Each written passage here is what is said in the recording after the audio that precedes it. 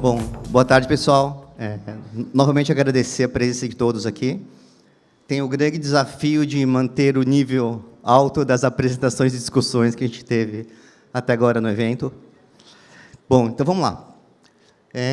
Acho que eu vou falar um pouco de conceito de RP, mas depois a gente vai entrar muito mais no como. Tá? A gente ficou discutindo muito para onde está o mercado, quais são os desafios, como desenhar a estratégia, como tomar as decisões. E aqui eu vou tentar dar um pouco mais de cor de como que a Rimini pode te ajudar nessa jornada. Bom, aqui a gente fez uma pesquisa esse ano com um grande número de CIOs para entender um pouco quais eram as dores deles, né? Quais eram o que estava na agenda deles, e a gente tenta sempre se alinhar com o que os clientes estão buscando para a gente trazer as mensagens aqui e tentar responder essas coisas. Tá? Então, claro, né, uma das coisas que veio aqui foi o que eu faço com o meu RP a longo prazo. Né? Migro para a nuvem, substituo, troco por outro, faço composable, coloco uma camada em cima. Tá? Então, isso apareceu aqui como uma grande certeza dos CIOs. Tá? Outro, né, que também está muitas vezes conectado a isso, né, é essa questão da dependência dos fornecedores. Né? A velha história do lock-in. Né? Gente, a gente não vive sozinho no mundo que tem, mas também não dá para ficar muito amarrado, né, a alguns fornecedores. Quanto mais você faz lock-in, né, mais riscos, às vezes, você assume, ou, às vezes, você terceiriza, né, certos tipos de riscos que você não dá para terceirizar totalmente para um fornecedor. Tá? E isso também conecta com a questão das migrações forçadas, né, que a gente falou muito aqui, nos primeiros 2 painéis, sobre o ROI. Né? Eu fui CEO há muitos anos e eu vi decisões tomadas por boards do tipo terrorismo. Tá? E acho que muita gente já passou por isso. Né? Do tipo, não dá para fazer isso, tem que fazer, se não fizer, o sistema vai parar, se não fizer, essas lojas vão parar de vender, o sistema está no limite. Né? Eu, em 2014, mais ou menos, eu ouvi ainda, não dá para aumentar a capacidade do hardware. Tá? Eu falei, gente, pelo amor de Deus. Não dá para aumentar a capacidade do hardware, não existe. Tá? Mas acabou sendo um drive para tomar uma decisão estratégica da empresa. Então, a gente vê muito ainda, agora mais com inovação, com IA, com essa complexidade do landscape tecnologia aumentando, você vê muito essa pressão em cima do conselho para tomar decisão de investimento, e muitas vezes não é fundamentado em nada que tenha valor para o negócio. Tá? Mas e muito nessa coisa do medo da TI. Então, isso aparece muito nessa questão, né, das migrações forçadas. Por que eu estou migrando? Não, porque o fornecedor falou que não tem mais suporte.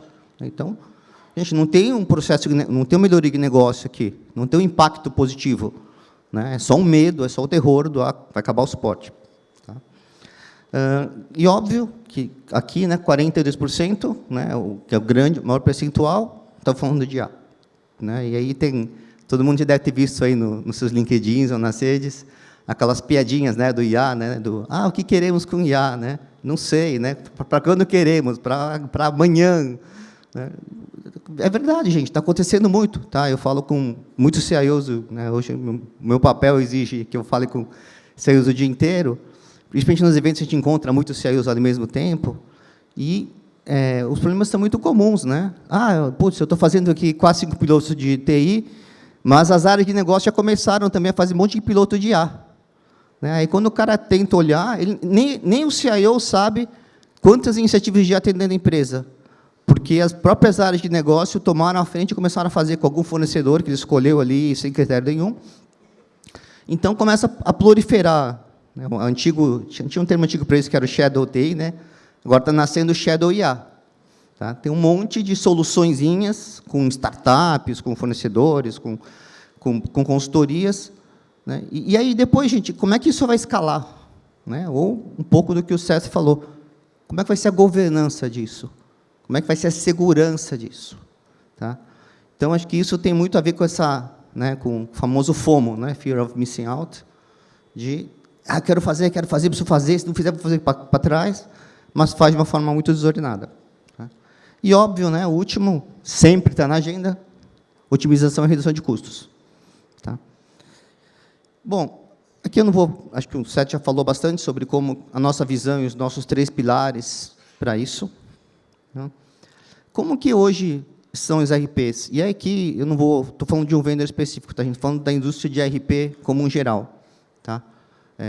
O RP hoje, ele tem essas 5 características. Né? Seja ele na nuvem, on-premise, o que ele estiver rodando. Tá? Eles ainda são sistemas extremamente complexos, tá? Muita funcionalidade, muitos módulos. A gente viu aqui exemplos de módulos que não são usados, isso é super comum, né? Ou módulos que são, muitas vezes, erroneamente utilizados ou subutilizados. Tá?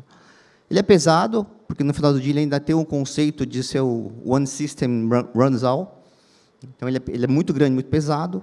Né? Ainda, todos os RPs, mesmo essas versões moderninhas que estão rodando SaaS, ainda tem uma interface desatualizada, né? Aquela interface ainda muito antiga. Tá? São reativos, porque, por serem lentos e inflexíveis, nunca atendem a velocidade do negócio. Né? Eu nunca passei por nenhuma empresa em que eu não tinha backlog, e aqueles backlogs infinitos de coisas do RP, porque não tem jeito, gente. Né? A necessidade do business nunca era atendida pela velocidade de entrega da TI, por maior que fosse o time. Tá, gente? Muitas vezes você pensa, mas quem tem time grande consegue atender. Eu tinha 2.000 pessoas na TI, na Sicredi.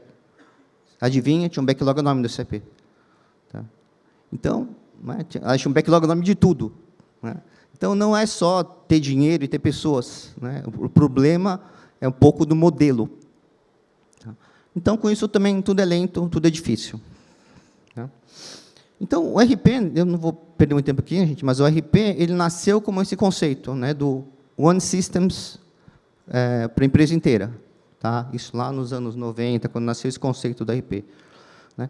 Hoje, ele já não é mais nada disso. Né? Hoje, tem algumas daquelas capacidades que estão dentro do RP, né? Mas, quando você olha o landscape de sistemas da empresa, você tem um monte de sistemas especialistas ajudando a rodar a empresa. Né? Então, com isso, a complexidade, né, de arquitetura é muito maior e os dados, né, estão espalhados. Né? Então, nasceram aí Data Warehouse, Data Lake, faz conector todo mundo, pega os dados do mesmo lugar. Né? E, além desse problema do dado estar distribuído, eu tenho também, muitas vezes, duplicidade de processos. Então, às vezes, eu tenho o mesmo processo de negócio sendo feito por áreas diferentes, em ferramentas diferentes, dentro da mesma empresa. Tá? E eu tenho certeza que, se vocês derem um duplo clique e começarem a olhar ali dentro dessas empresas, vocês vão achar situações dessas. Obviamente, isso é uma ineficiência sem tamanho, né? E isso depois atrapalha, porque eu tenho o mesmo processo feito em 2 ferramentas e de formas diferentes. Tá? O que nós, Rimini Street, entendemos que é o futuro do RP? Para onde que ele vai? Então, primeiro, né, muita gente fala do fim do RP, ou o fim do RP como conhecemos, eu tenho um artigo sobre isso. Tá? O RP se torna cada vez mais invisível. Tá? Cada vez mais ele vira um Systems of Record. Né? Então, ele deixa de ser o famoso sistema onde todo mundo interage, tá? Para ser o sistema onde estão os dados da companhia, onde tudo é conciliado e onde tudo é batido. Então, ele precisa ser robusto, confiável, mas ele não é o responsável por essa interação, essa interface moderna. Tem um termo do Gartner, né, que o Gartner chama de Headless ERP, né, que é o famoso tirar a cabeça do ERP, ninguém mais vê. Tá? Ele vai ter que ser cada vez mais nativo em IA, né, e, se ele não for, tá, alguém tem que ser e tem que estar conectado a ele. Por quê? Falamos bastante disso. Né, e acho que sobre isso não tem dúvida, a IA é o novo sistema operacional. Tá? E essa transformação, gente, por mais que as pessoas falem, é hype, isso vai mudar muito a forma como a tecnologia é vista. Tá? Hiperpersonalização. Eu trabalhei no varejo, então eu vivi muito isso, né, tanto online quanto no offline, e sempre a gente... Nasceu o conceito lá atrás de CRM, depois veio hiperpersonalização, e o pessoal fala muito disso, hiperpersonalização e tal. Mas poucas empresas conseguiram, de verdade, né, hiperpersonalização. E eu vou dar um exemplo bem bobo, né? Se eu abrir meu Instagram hoje, e eu abrir o Instagram de qualquer um que está nessa sala, a única certeza que eu tenho é que é completamente diferente. Tá? Por mais que a gente tenha gostos parecidos, vai ser totalmente diferente, né? Mas se eu pegar o meu mobile banking de algum banco, que alguém tenha a mesma conta e a gente abrir, pode ter certeza, a interface vai ser muito parecida. Talvez mude lá uma oferta de um produto, uma coisa assim, mas a interface é muito parecida. Então, mesmo os bancos que gastam muito dinheiro em tecnologia, eles não conseguiram essa personalização. Tá? Mesmo os bancos nativos digitais não conseguiram essa personalização. E aqui acho que tem uma grande oportunidade, por quê? Porque a IA consegue entregar essa personalização. Porque ela faz isso em escala 1 para 1, super individual, baseado em contexto e interações anteriores, sem necessidade de uma programação pesada. Né? Porque a grande dificuldade do CRM era isso, eu tinha que criar regras e regras e regras infinitas para tentar fazer a pessoa se sentir especial. E a IA não, ela faz isso naturalmente, né? Principalmente a IA generativa. Então, isso vai acabar acontecendo com o RP. Tá? Então, eu vou pedir férias, o Manu vai pedir férias, né? E a forma como a IA vai interagir comigo, com ele, vai ser diferente. No final do dia, a gente faz a mesma transação, mas a gente vai ser tratado diferente. Tá? E isso sem ter, né, gastar um dinheirão para programar essa inteligência antes. Os dados vão continuar descentralizados, né? E a gente já falou também sobre isso, licenciamento muito baseado em uso, né? Cada vez mais usage-based. Tá? Acho que a gente ainda está num momento de transição, né? Muita coisa que SaaS ainda é cobrada por usuário ou por módulo, tá? Mas acho que a gente vai cada vez mais ver esse shift para ser por transação. Esse termo RP, gente, Enterprise Resource Planning, já nem faz sentido hoje, né? Tá? Mas cada vez menos vai fazer sentido. Tá? E, claro, segurança e governança vai ser fundamental. Porque, gente, hoje eu só olho para pessoas, né? Amanhã eu vou ter, sei lá, 10 mil pessoas na empresa e 20 mil agentes. Tá? Quem está olhando o que esses agentes estão fazendo? Quem controla se eles estão dentro dos limites estabelecidos de volumes transacionais ou de alçadas, né, de transação que ele está efetuando? Tá? Gente, tem que controlar. Né? É igual você dar a senha admin lá do SAP para alguém, né, e falar, ninguém vai controlar o que ele está fazendo, ele faz o que ele quiser. Né? Então, a gente vai ter que controlar. E, como ele é uma ferramenta que ele consegue ter ele consegue efetuar um volume transacional absurdo de transações por segundo, muito diferente de um ser humano, né, o risco é maior ainda. Tá? O risco é exponencialmente maior. Né, e a exposição a ataques também. Então, segurança e governança é fundamental nesse novo mundo. Bom, o que é o Rimini Agentic UX Solutions que a gente tanto falou? Tá? Aqui eu vou tentar dar um pouquinho mais de cor e materializar para vocês. Né? Então, acho que algumas coisas, o Seth já comentou, está claro para todo mundo, mas, primeiro, a gente fala bastante do RP, tá? Mas o que a gente está propondo aqui não roda só em cima do RP, ele roda, se você olhar essa linha azul aqui, a gente está falando de qualquer sistema, sei o que você tenha hoje, inclusive planilha Excel, repositório de documentos. Tá? Então, a intenção, a ideia é criar uma nova camada de experiência, por isso que a gente chama de UX, né, para os usuários. Então, em vez de abrir planilha, abrir a tela do SAP, abrir a tela do Salesforce, ele vai interagir com outra camada. Tá? E aí, nessa camada, você pode ter IA generativa, você pode ter agente, né? Você pode ter umas telinhas mais modernas, né? Se eventualmente alguma coisa precisa de telas. Vou dar um exemplo aqui. Tá? Então, a gente está falando aqui, vou pegar o nosso piloto aqui, que é o Jason, que ele é um gerente de warehouse. E aí, com certeza, quem tem warehouse deve ter uma situação parecida com essa. Né? Ele, no dia a dia dele, para ele fazer o trabalho dele, ele tem vários sistemas. Né? Normalmente, ele tem lá o RP, o WMS, né, um outro sistema de ponto, qualquer coisa. Ele vai interagir com vários sistemas para fazer o trabalho dele do dia a dia. Tá? O que ele fica fazendo? Né? O que os processos? Muitas vezes é pegar dado de um sistema, ler num, botar no outro, né, ver se completou no outro. Tá? Ele fica ali, né, Alt Tab entre várias telas, para poder completar o trabalho dele. Né? Gente, primeiro, Óbvio, isso aqui é improdutivo, tá? Mas ele tem que fazer, porque os sistemas não estão integrados, né, que são fornecedores diferentes. Está sujeito a erros. Né? Outra coisa, tem um baixo nível de visibilidade, auditoria disso. Se ele leu errado e imputou aqui, né, depois fica difícil de saber até que caminho que ele fez. Tá? Então, e fica uma jornada fragmentada, ficam várias jornadas fragmentadas. Tá? E como que a gente resolve isso com aquela arquitetura que eu mostrei antes? Tá? Então, aqui é um exemplo de tudo que ele precisa fazer no dia a dia dele, a gente tenta resumir em uma tela, tá? Em um painel de controle, que a gente chama aqui, né? Em que vai ter, primeiro, né, os principais indicadores que ele precisa para o trabalho dele.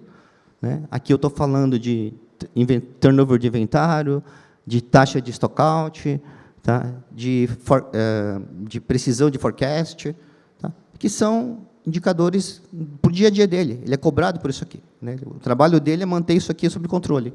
Tá? E aí, logo embaixo, já começam a entrar recomendações de IA. Tá? Então, aqui nesse Stock Health Pipeline, eu já estou colocando ali situações que exigem atenção. Tá? Estou falando, olha, vai acabar um produto. Estou vendo aqui que, na tendência do que está acontecendo aqui dentro deste produto, de um CD tal, ele vai acabar antes do prazo que vai chegar uma encomenda nova. Né? E, quando ele clica ali, ele vai receber, quando ele clica em resolver, ele vai receber recomendações da IA de como que ele pode resolver isso. Né? Normalmente 2 ou 3 recomendações, ele escolhe a que ele entende que é melhor, e aí vai ter um agente que vai executar essa recomendação, ele vai ter que entrar em sistema e fazer tudo que está sendo recomendado ali. Então, sei lá, desde uma transferência de material de um CD para outro, acelerar um pedido de compra, botar um pedido de compra novo com urgência, tem várias coisas que podem ser feitas ali e vão ser recomendadas. Tá? E aí, além de tudo, né, tem dashboards gráficos para ajudar a mostrar também comportamentos, né, e também existem alguns planos de ações que ele eventualmente tem que fazer no dia a dia, e aqui ele só comanda. Tá? Então, eu troquei a interação de vários sistemas, né, por somente uma tela, tá? E diminuí o número de cliques dele. Né? E como que a gente fez isso? Com aquela arquitetura que a gente mostrou. Né? Mantendo, sem trocar nenhum sistema, mantendo os seus sistemas de interação, colocando uma camada mais moderna em cima e criando essas automações com agentes de IA. A gente, no último ano, investiu bastante, né? Como a Denise comentou, foi o nosso grande investimento no último ano em agentes de IA. Nós conseguimos mais de 20 clientes pelo mundo, metade deles aqui no Brasil. Então, por isso que o Seth comentou que o Brasil foi, né, um ponto de destaque nessa nossa jornada. E aqui estão o logo de alguns deles. Acho que quase todos eles estão aqui com a gente hoje, agradeço a presença. Mas acho que o mais interessante é nós conseguimos criar valor. Então, todos eles, né, fizeram pilotos com a gente, que depois foram para a produção, de problemas reais de negócio em todas essas áreas aqui. Tá? Então, em áreas muito distintas, a gente conseguiu fazer uma amostragem bem grande com a mesma arquitetura, né, e com o mesmo time, a gente conseguiu entregar valor em áreas diferentes da empresa. Tá? Então, a gente tem esse é o book que está aí nessa pastinha amarela para vocês, que tem detalhado cada case desse, né, e um pouco do que foi o antes e o depois. Tá? Então, neste book, o que vocês vão encontrar? Né? Aqui é um exemplo da Melita. Tá? A Melita tinha um processo de criação de SKU, que era um processo bastante manual, fragmentado entre sistemas, planilha, coisa que o time da TI tinha que fazer upload, coisas desse tipo, que são muito braçais, né? E demorava 2 semanas para criar um SKU novo, porque era muito burocrático. Tá? E o que a gente fez? Né? Criou um agente para fazer isso, automatizou grande parte dessas validações que eram feitas de leitura, de desmontar Excel, monta Excel, bota no sistema, tira do sistema. Né? E esse processo diminuiu para 4 dias. Tá? De 2 semanas para 4 dias. Imagina o ganho, né, tem ganho tanto de tempo de pessoas, mas também aqui a gente tem um ganho de time to market. Tá? Eu queria lançar um produto novo, né? Só para criar o SKU dele demorava 2 semanas, que eu demoro 4 dias. E, óbvio, que a gente pegou só um pedacinho desse processo inteiro, né? Depois você vai entrar na parte industrial, na parte, né, química, então tem vários momentos depois onde você teria mais ganhos. Tá? Mas aqui foi o que a gente fez lá para eles. Né? Então, primeiro, time to market mais rápido, mais precisão dos dados, né? E melhor alinhamento entre as áreas. Tá? Muitas vezes alguém fazia uma coisa, depois ficava lá tentando descobrir quem tinha que fazer alguma coisa depois, o processo não estava documentado, né? Como o Fernando falou, né? Gente, nem toda empresa tem tudo bem documentado, né? Aí a história do se o cara sair para a empresa, porque ninguém sabe como que era o processo, deveria ser. Então, o que a gente conseguiu provar com isso, tá, gente? Que tudo isso, né, que a gente está falando que pode ser o RP do futuro, já é possível. Né? Desde o preditivo a gente já usa bastante, tá? Mas toda a parte de hiperautomação, e eu não estou falando só de RPA, estou falando de automação realmente inteligente, com tomada de decisão, com análise de dados, né? Uma grande experiência do usuário, tá? Seja com dashboards, ou seja com agente tomando decisão e só pegando o teu input para alguma recomendação. Né? Você cada vez tem uma operação inteligente, porque os agentes aprendem a regra do negócio, e, em muitos casos de uso aqui, a gente acabou descobrindo, né, até falhas no processo, ou melhorias no processo, que o próprio agente recomendou que fosse melhorado. Tá? A gente passa a partir, né, disso, dessa questão de não juntar tudo num sistema só e nem ficando refém de upgrade, de ter uma arquitetura mais composable, né, porque você passar a ter um layer em cima que cuida de toda a orquestração desse processo, então tem uma dependência menor, é mais fácil você tirar uma caixinha ali de baixo do sistema e trocar por outra. Tá? E, claro, tudo dentro de uma plataforma, no nosso caso a gente usou o ServiceNow nesses pilotos, né? A ServiceNow tem uma abordagem que eu gosto bastante, que é de ser agnóstico em relação ao LLM. Tá? Então, ele tem a LLM da ServiceNow, mas se você quiser trazer seus agentes Gemini, ChatGPT, Claude, né, para que eles sejam orquestrados e monitorados em um único lugar, a ServiceNow tem essa capacidade através do Control Tower. Tá? Então, isso ajuda bastante, tanto na questão da segurança e visibilidade, como na parte de auditoria. Né? Quando acontece uma coisa errada, você quer ter ferramentas que possam rapidamente te mostrar onde aconteceu o problema e você estancar aquele problema. Sem visibilidade, você não faz isso. Bom, agora eu vou entrar um pouco, acho que tentar dar um pouco mais de cor no que a gente tem falado ali no 1, 2, 3, do self-funding. Tá? Vou dar um exemplo prático de o que é um self-funding. Né? Porque todo mundo aqui está brigando por budget de A, né? Aí, às vezes, vem aquele troquinho, não dá para você fazer nada, você faz um pilotinho, né? E fala, gente, que deu para fazer com o dinheiro que tinha. Né? Outra empresa está querendo reduzir custo, então não dá para você falar de uma agenda de A. Tá? E outros liberam dinheiro, mas depois não conseguem trazer o ROI. Então, como que você consegue utilizar tudo que a Rimini tem para oferecer para você conseguir gerar um ROI dentro do teu budget atual para você poder fazer inovação? Tá? Vou pular essa parte aqui, que é um pouco do que acaba movendo muitas empresas, né, que é essa pressão dos fornecedores, né, do fim da manutenção, do tem que atualizar, do precisa, né, se não atualizar, não vem reforma tributária, não vem suporte. Tá? Mesmo quem atualizou, lá foi para o S4, continua precisando, no máximo 5 anos, atualizar de novo o RP.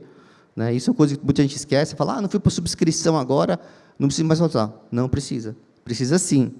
Tá? Precisa sim, e já tem um monte de gente, né, apanhando com isso, falando, pô, caramba, né, perdi 2 anos fazendo projeto, eu troquei minha SCC, ela foi para o RISE, agora estão de novo mandando atualizar. Né? Porque imagina, o projeto demorou 2 anos, então, quando ele subiu no ar, não é mais 5 anos, né? Mais 3 anos já acabou o suporte, ele tem que atualizar de novo. Tá? Então, começa a virar um ciclo sem fim isso aqui, e, gente, não tem ROI que paga isso. Então, hoje, você tem 2 caminhos.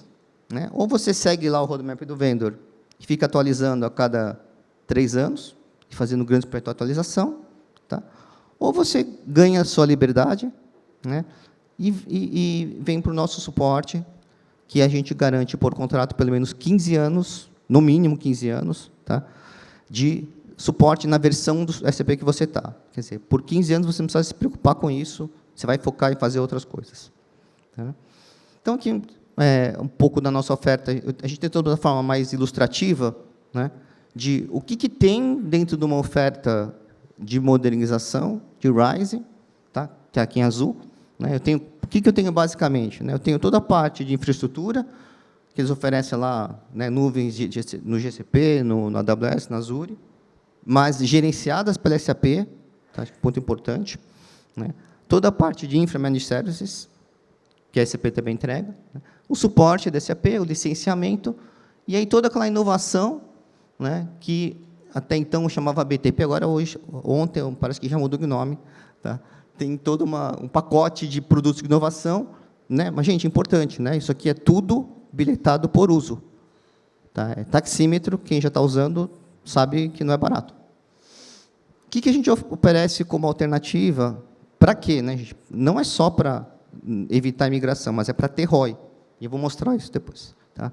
Primeiro, né, a gente vai oferecer uma estrutura também em nuvem, AWS, Google. A gente tem um parceiro para fazer toda essa parte de Infra Managed Services, então a gente cobre isso. O nosso suporte, tá? Então você mantém sua licença on-premise, aqui eu estou falando do ECC, mas serve para S4 também. Tá? Tem o nosso suporte, que tem inúmeras vantagens, tá? Mas acho que o principal é você não ter que ficar atualizando a versão. Né? Você se livrar dessa obrigação de ter que ficar atualizando a versão e poder focar em outras coisas. E toda a modernização é entregue ali com o ServiceNow. Né? Então, cara, plataforma de dados, Data Fabric, Workflow digital, AI, né? Control Tower para IA, tá? Tudo isso está entregue ali no ServiceNow. Só que a gente não faz bundle disso aqui. Tá? Isso aqui é uma oferta modular. Né? E o cliente fica livre para escolher o que ele quiser. Eu quero só o suporte, quero o ServiceNow. Tudo bem. Tá? Quero só o ServiceNow. Não tem problema. Né? Eu tenho clientes que estão usando o ServiceNow para modernizar e que já estão no Rise. Tá? Mas eles começaram a usar o BTP e falaram, nossa, é muito caro isso aqui, eu quero olhar alternativas. Eles olharam o ServiceNow com a gente, gostaram, estão fazendo. Tá? Então, aqui não tem nenhum lock-in. Né? E mais importante também é que o contrato da AWS Google é teu. Tá? É direto com a AWS. Não, a gente não faz ambiente fechado nem nada disso. Então, você evita as migrações, você vai economizar dinheiro, tá? E você vai ter incentivos, por exemplo, que quando você faz a migração para a nuvem, o hyperscaler vem dar um checão. Né? Aí, muitas vezes, você vai lá no Rise, a SAP fala que está vindo com checão, mas uma boa parte daquele cheque não é dele, é da AWS e da Google. Tá? Esse cheque a gente consegue também, mesmo cheque. Tá? Então, e além de tudo, né, com a reforma tributária incluída. Tá? Aqui o exemplo de um cliente real nosso. Tá? Eu não vou ficar entrando, gente, quebrando detalhe por detalhe, os big numbers. Tá? Caixinha azul. Tá? Fica no ECC sem fazer nada onde você está rodando hoje. Não faça nada. Óbvio que essa situação não existe. Por quê? Porque o seu suporte vai acabar antes disso, você vai ter que fazer alguma coisa. Mas, se não acabasse, né, este cliente ia gastar 31 milhões ali em 5 anos. Se ele fosse para o Rise, tá? Tem um monte de incentivo, olha, 4 milhões e meio de incentivo para ele ir e tal, né? Mas tem o custo do projeto, que é caro, que é um projeto de 2 anos no mínimo, consultoria, custo interno. Qual que é o seu custo final dele? 66 milhões em 5 anos. Tá? Mais importante, o baseline, que era 5 milhões e meio por ano de custo, subiu para 9 milhões e 300, quase dobrou. Tá? O mesmo baseline de custo. Se você vem para a Rimini, dentro da nossa oferta, tá? Bom, de largada você já tem, né, a economia da manutenção e tem toda a parte do código customizado, que está coberto pelo nosso suporte também, né, que isso ajuda a aumentar a economia. E aqui eu coloquei, gente, ali vocês podem ver nas 2 últimas linhas, uma verba para inovação. Tá? Então, eu começo ali no primeiro ano com R$400 mil de licenciamento de ServiceNow e vou subindo até 700 mil no 5º ano, mais 1 milhão de mão de obra de inovação. Tá? Eu estou colocando aqui 7.900.000 de inovação em 5 anos. Eu estou te colocando no teu bolso, né? Quase 8 milhões para você inovar. E o que aconteceu? Além de tudo, ficou menor, somando tudo isso, ficou menor do que o valor que você ia gastar sem fazer nada. Tá? O que é o self-funding, né? Como que a gente está te ajudando a fazer inovação, modernizar sua plataforma, né, sem ter que gastar dinheiro, sem ter que ir lá no board e pedir o dinheiro. Tá? Bom, eu vou passar rapidamente aqui, gente, sobre o Innovation Services, que é aquele 1 milhão ali, né, gente? O que tem nesse 1 milhão, que ali, no caso, é hipotético, né, mas o que podia fazer com esse dinheiro? Né? O que a Rimini vai entregar com esse dinheiro? Tá? As empresas têm esse monte de necessidades hoje, quando a gente está falando de IA. Né? Putz, né? Tem todas essas necessidades que precisam ser resolvidas. Muitas vezes a gente só quer resolver o piloto e mostrar para alguém e esquece todo o resto. Tá? Então, a Rimini pensou em tudo isso. Como é que eu faço uma oferta para os meus clientes em que eu consigo entregar inovação, mas, mais do que isso, como eu consigo sustentar essa inovação para o cliente depois? Tá? Por quê?